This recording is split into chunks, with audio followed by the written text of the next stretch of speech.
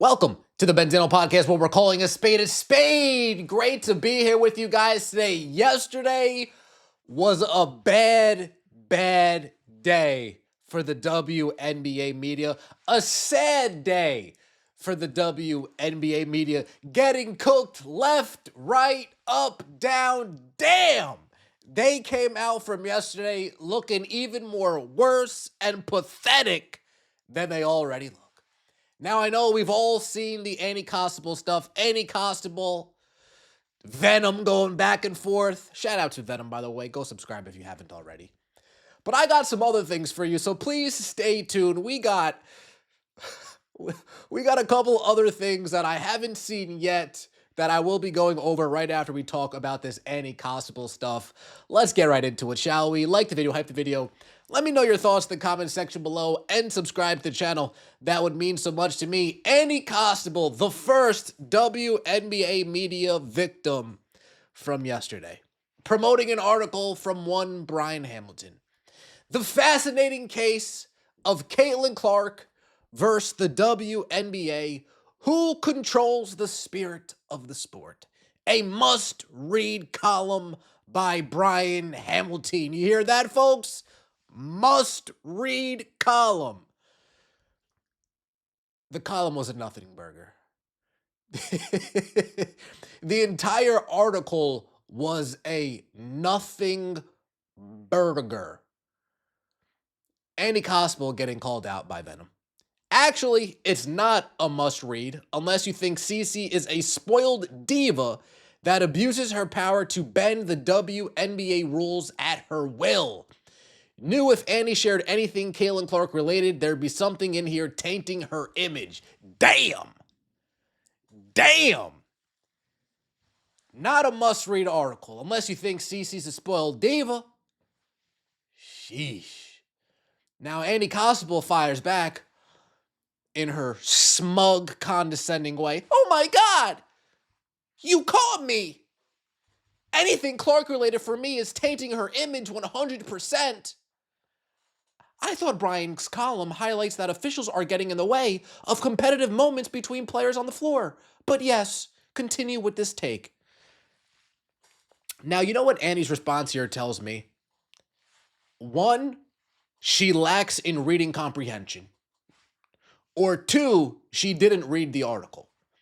How you can read that article and come away with anything other than what Venom said is ridiculous, and it definitely didn't highlight anything about officials getting in the way of competitive moments. It pretty much stated, in summary, can star players get the WNBA to conform to allow them to continue to play?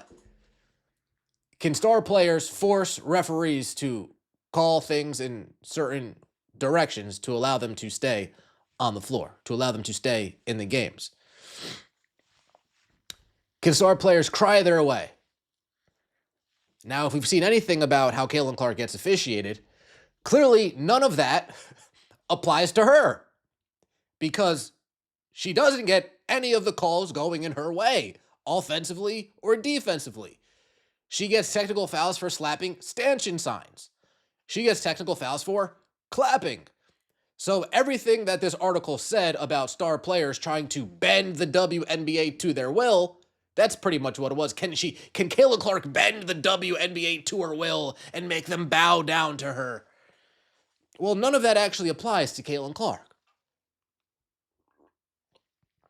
Because unlike Annie Costabile, we watch the games.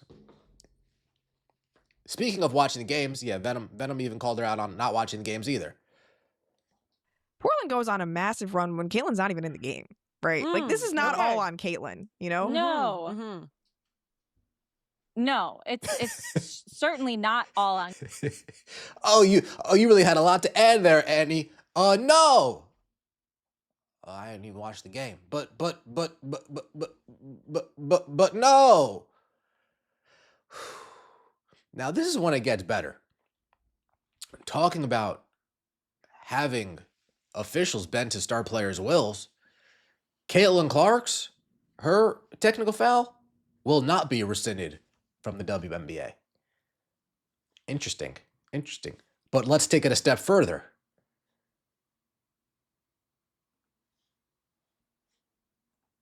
Paige Beckers, she got a technical foul for clapping. They rescinded the Wiggers to. Sorry, I had to laugh at that. But Paige Beckers, she got her technical foul rescinded for clapping. And then Diana Taurasi, she came out in a press conference saying, well, mine is definitely getting rescinded, so I'm good. I'll be playing next game. And the technical foul that they gave Diana Taurasi, that was rescinded. So now, correct me if I'm wrong, but based on what I'm seeing here, unless you're either gay or play for UConn, in both of Paige's and Diana's case, both, you're not going to get that rescinded. So the article that Annie is over here promoting really applies to Paige and Diana Taurasi and not to Caitlin Clark, but Brian Hamilton and Annie Costabile, they need CC's name for clicks, so they have to tie it all in together. Annie Costabile getting destroyed, by the way. Where's your comment about Paige getting a technical foul rescinded? Trash article. I don't understand why this is must read. Yeah, CC. yeah. Dumbass article. Yeah. Annie's getting cooked. So Annie was the first victim from yesterday. Victim number 1.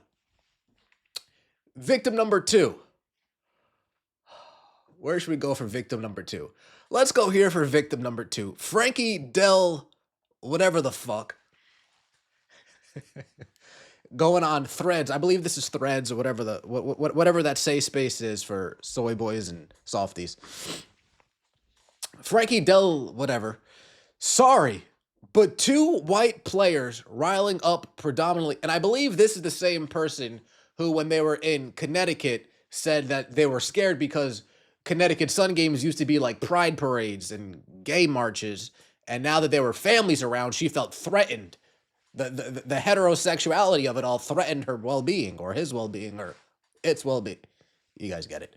Sorry, but 2 white players riling up a predominantly white crowd to harass a group of black women is a bad look. Bad look for the Fever. This was ugly in ways I hesitate to articulate. I'm in a Discord with someone who likened it to a Klan rally, and while that's hyperbole, it also isn't. But hey, Cunningham has her podcast fodder for the week, I guess, and Clark can keep playing the victim while some media keep painting her as one.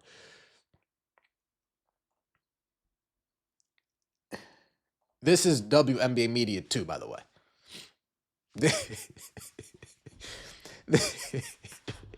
You can't make this stuff up. So Frankie, she cooked herself. She cooked a Klan rally, really? 2 white players, but we're just forgetting that Maisha Hynal was in there too, and Raven Johnson was in the mix-up too. Frankie cooked herself, or he cooked himself. You guys get it. And then we got over here, Roberta, the Indiana Fever, having a little bit of fun of themselves. Who should vote the squad to NBA All-Star? Scott Sophie Cunningham pointing you. Roberta. That's a choice by the official team account. Dude. Now, Roberta is the one that said Caitlin Clark gives school shooter vibes. WNBA, they had a rough day yesterday. They exposed themselves yesterday. All the stereotypes that you have about WNBA media, they all reared their ugly head yesterday. Not serious, clickbait, gaslighting, activism, victimhood. It just all came out at one time. It was just a vomit of shit. Of course, Roberta. Every time you pop on my feed, it's the softest takes imaginable. Are we being serious? What's the problem? Sophie was in the right. Maybe they should highlight what AT said to Maisha instead. It's a great choice. Y'all are so soft, man. The finger feels like a threat. Dude, not everything is serious business. Yeah, yesterday was a bad day for the WNBA media. And that's why guys like Venom, Keep the Vision, Rhodes, Rudy, CDS, Angry Fan, Act Nation, Fly Hippie. That's why W360, that's why guys and gals like that are just kicking their ass up and down this game.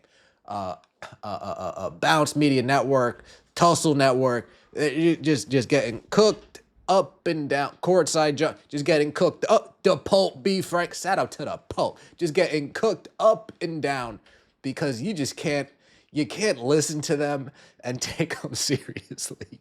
Let me know your thoughts in the comment section below. Like the video, hype the video, and subscribe to the channel. That would mean so much to me. See you next time, and as always, take it easy.